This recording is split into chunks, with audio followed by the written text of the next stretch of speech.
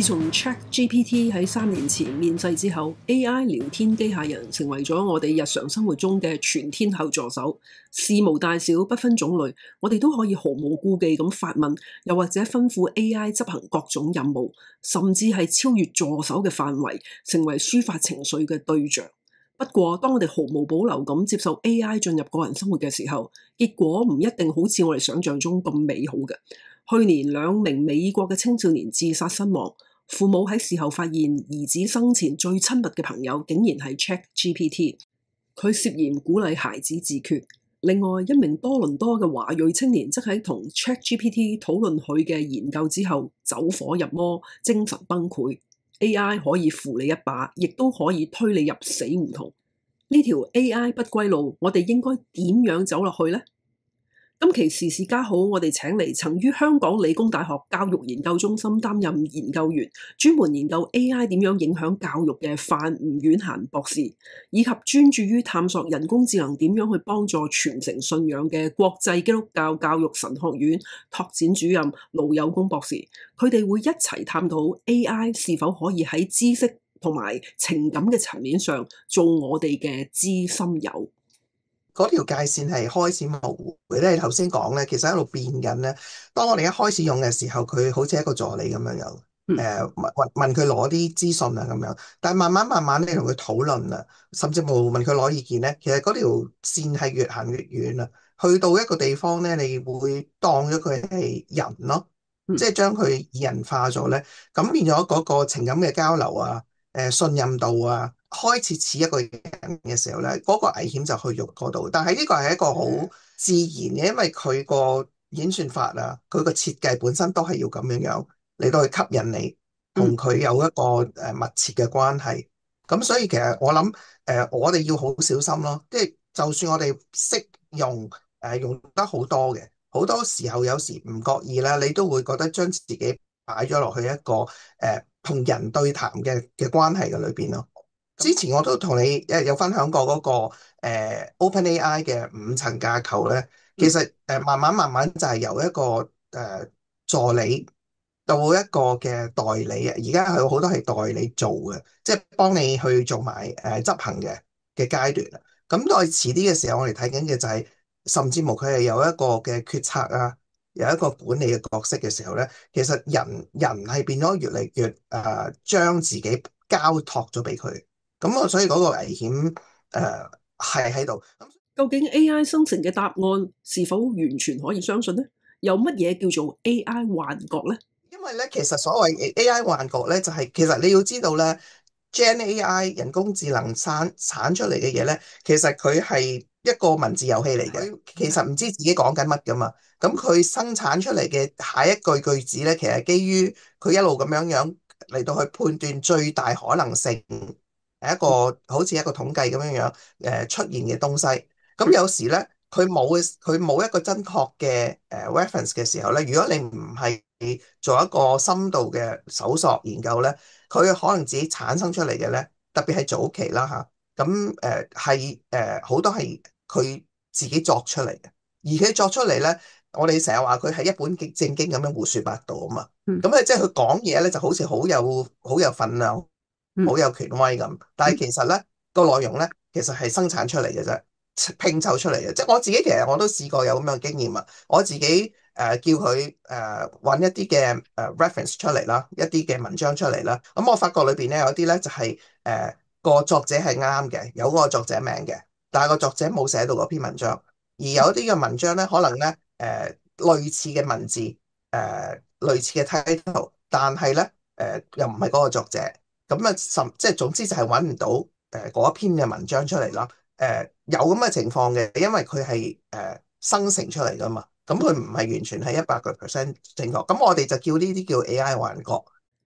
究竟 AI 喺知識層面上幫咗我哋啲乜嘢呢？覺得應該要分開3部分嘅資訊、知識同埋智慧係3個唔同層次嘅東西。咁如果我哋講緊網上我哋搜索嗰啲咧，係資訊啦，咁AI 可以幫到我哋，即係等於你話Google search 咗，然之後 AI 仲可以整合埋，咁所以資訊咧係因為佢快，因為佢能夠處理到好大量嘅數據，咁所以咧佢可以幫我哋揾到好多嘅資訊，或者係精準嘅資訊。咁但係知識咧，佢可以係合格，但係有危險，因為點解咧？就係因為知識係能夠將唔同嘅資訊串連起嚟啦，生成一啲有邏輯嘅系統啦，又或者係俾我哋有一啲嘅 pattern 能夠可以認證啊，有啲嘅insights 啦，譬如解釋到某一啲嘅現象啊咁樣樣咯。咁呢一個係佢可以做到，但係有機會係錯嘅，因為佢嗰個嘅聯繫咧，未必係適合切合到你揾緊嘅嘢，因為我哋講都係啦，個統計學啊嘛，最有可能嘅事情發生，但係可能有一啲嘅好特別嘅case 咧，佢係未必會遇見到咯。知識咧，我哋都要分兩部分，就嗯，係顯性知識同埋隱性嘅知識。咁係，即係 explicit 同埋 tacit。因為顯性嘅知識咧，就係譬如有啲文字啊、圖像啊、公式啊、process 啊嗰啲咧，係記錄咗落嚟嘅，咁可以 search 到，可以整合到嘅。咁咧 AI 係可以做到咯，呢一方面就會做得好好咯。譬如我話攞食譜啊，或者係寫 coding 啊，或者係解釋一啲法律啊或者稅務啊嗰啲嘢咧，咁佢好容易攞到，因為係有一啲 document 係已經好完備嘅嚟到擠咗上去，咁佢揾到之後，佢整合話翻俾你聽。咁呢啲係顯性嘅，咁但係隱性嘅咧，佢係 AI 係做唔到咯。嗯靠經驗啊，靠直覺啊，個人價值觀啊，嗰啲嚟到串聯嘅嘢咧，係唔可以 AI 做到嘅。即係頭先我哋都提過噶啦，師徒制啦，嗯師傅嗰個嘅經驗啦，咁嗰啲咧係AI 做唔到嘅咯。即係呢嗯一方面嘅知識，我即係講到最高層次嘅智慧嘅咧，咁就完全佢係唔可以，因為我覺得智慧本身嗰個嘅需要嘅係一個判斷力啦、價值觀啦、人對生命嗰個嘅睇法同埋價值啦，咁嗰啲嚟到去產生出嚟嘅。有個例子幾得意嘅，我哋見到佢話 AI 可以話俾你聽點樣寫遺囑，咁嗰個係資訊嚟嘅，佢亦都可以分析俾你聽咧。唔同遺產點樣分配咧嘅利弊啊，咁嗰個咧係知識嚟嘅，但嗯。係咧 AI 咧就唔可以話俾你聽點樣分配家產咧，先至能夠令到屋企嘅兄弟姊妹唔嘈交唔打交，咁呢個咧就係需要父母嘅智慧啦。最近一位日本女子同自己設計嘅 AI 男結婚，由此可見有人視 AI 係情感嘅伴侶，點解會咁樣嘅呢？ChatGPT 咧，佢因為佢後邊有好大嘅數據咧，即係佢可以同你咧，即係討論一啲比較嚴肅嘅嘢。咁而其實咧，ChatGPT 佢亦都可以咧，即係調節唔同嘅性格嘅喎。佢一個可以調節一個開朗嘅語氣，或者調節一個好學術嘅語氣，或者調節一個好溫柔嘅語氣都得。咁而最重要就係佢唔會頂你嘴嘅。佢其實咧，你首先咧可以預設你中意嗰個聊天嘅語氣啦，咁而且喺個過程之中咧，你可以調教到呢一個你喜歡嘅狀態，或者甚至乎你可以俾嗰一個嘅指令話佢我唔中意你講呢啲嘢，或者咧你話俾佢聽你自己嗰個喜好嘅時候咧，咁嗰個嘅 ChatGPT 呢個軟件嚟講咧，佢會知道你嘅 preference 嘅時候咧。佢會按照你嘅即係意願咧嚟到去同你傾偈嘅，所以咧同你傾偈嘅時候，你會覺得好舒服，好舒服嘅。而最緊要一樣嘢就係到咧，呢啲機械人咧，其實喺佢同你聊天嘅過程之中咧，佢會咧觀察你，甚至乎佢係去研究你添嘅。佢知道你嗰個生活習慣啊，成嘅時候咧，佢呢啲全部入晒喺佢嗰個嘅數據裏邊，佢唔會唔記得嘅。咁所以下一次當你再同佢傾嘅時間嘅話咧，佢咧攞晒呢啲咁嘅數據咧嚟作為參考嘅資料咧，所以佢每一次同你傾偈嘅時候咧，你就會發覺到咧，你同佢越傾咧就越窩心，越傾咧越即係佢你會覺得佢越明白到你自己嘅心意嘅。到最後其實呢個都係一個嘅機械人咧，即係你其實唔能夠有一個好活生生一個人嘅互動啊。咁而呢個咧，其實咧人就喺一個好大嘅張力嘅裏邊，就係一個即係一個安全感。因為我同人傾偈嘅時候咧，我唔知嗰個人嘅反應點噶嘛，佢會可能唔同意我嗰個講法，佢會可能咧即係直頭係用咗我啲資料咧，唔知道我哋點用噶嘛，嚟到攻擊我或者係排擠我噶嘛。咁呢種咁嘅冒險咧，其實咧你同一個真實嘅人咧係必然會有嘅。咁但係問題，如果你唔想有呢種咁嘅風險嘅話咧，咁你就同一個機械人傾偈，機械人唔會咧即係出去八卦，即係説三道四啊咁，啲嘢全部就收埋喺佢嗰個機器嘅裏邊。然而咧，一個咁嘅情況咧，就會俾你一個好大嘅孤獨感。即係到最後咧，就算佢點明白得到你都好啦，都係一個機器。咁所以我覺得即係其實依家人越嚟越更加多嘅，即係呢啲咁嘅聊天機械人咧，個個都係喺佢一個嘅自己個嘅生活嘅空間嘅裏邊。咁所以咧喺科技上面嚟講咧，就你都會聽到一個字叫做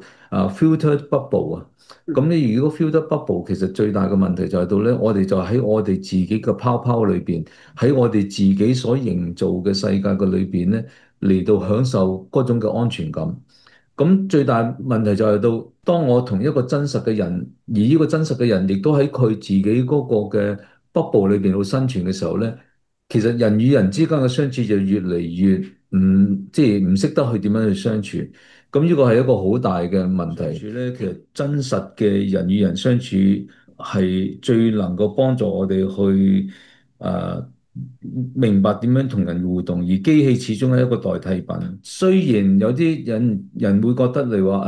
喺你一個有需要嘅情況底下，你同佢聊天呢個係無可厚非。但係如果你當正佢係一個情人，或者係直頭要同佢結婚，最大嘅問題就係到咧，當個公司唔再支持呢個機械人嘅時候咧，佢突然之間就失戀。咁所以我自己睇到一個現象就係到咧，係好恐怖嘅一個現象。其實當呢個人工智能去到一個地步咧，你已經係 addict 咗，或者係已經上咗癮。我哋應該點樣善用 AI 呢？你點樣用咧，係一個好大嘅學問啦。佢係一個工具啦，即係佢就算佢俾到你一啲嘅情感上，尤其是喺情感上嘅嘢咧，即係其實話即係可以當佢係一個嘅，即係一個嘅伴侶啊，或者一個情人啊咁。咁啊設定界線啦，有一啲嘅規則啦嚇。咁有啲嘢你唔會用啦，一啲誒過咗界嘅，例如一啲超越咗紅線嘅，例如話三級嘅嘢啊。或者係一啲嘅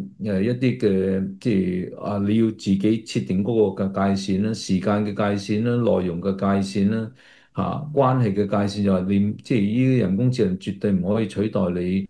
真實嘅家人、配偶、朋友嗰種嘅關係咯。咁所以即係到最後都係保持一個嘅真實嘅群體嘅相交咯。因為其實我哋每個人咧都係喺呢個咁嘅人工智能嘅接觸嘅底下咧。其實我哋有各人各種嘅睇法或者嗰種嘅經歷嘅，而呢啲係真實與人工智能嗰個經歷，而我哋喺一個實體嘅群體裏邊咧，我哋係要彼此嘅嚟去分享，然之後咧喺呢個嘅實際嘅群體裏邊咧，彼此嘅嚟到去接納即係人與人之間嗰個相處嗰種嘅珍貴。咁正如我頭先所講咧，就係即係唔好介意或者唔好怕我哋嗰種嘅分歧咯。其實呢啲咁嘅分歧係正正係一個幫助我哋能夠更加認識接觸呢個世界嘅機會。其實加拿大嘅精神健康組織對於點樣使用 AI 舒緩情緒有一定嘅指引。大家想知多啲嘅話，可以上網加拿大《號角月報》嘅網站閱讀1月份嘅專題。AI 真的是知心友嗎？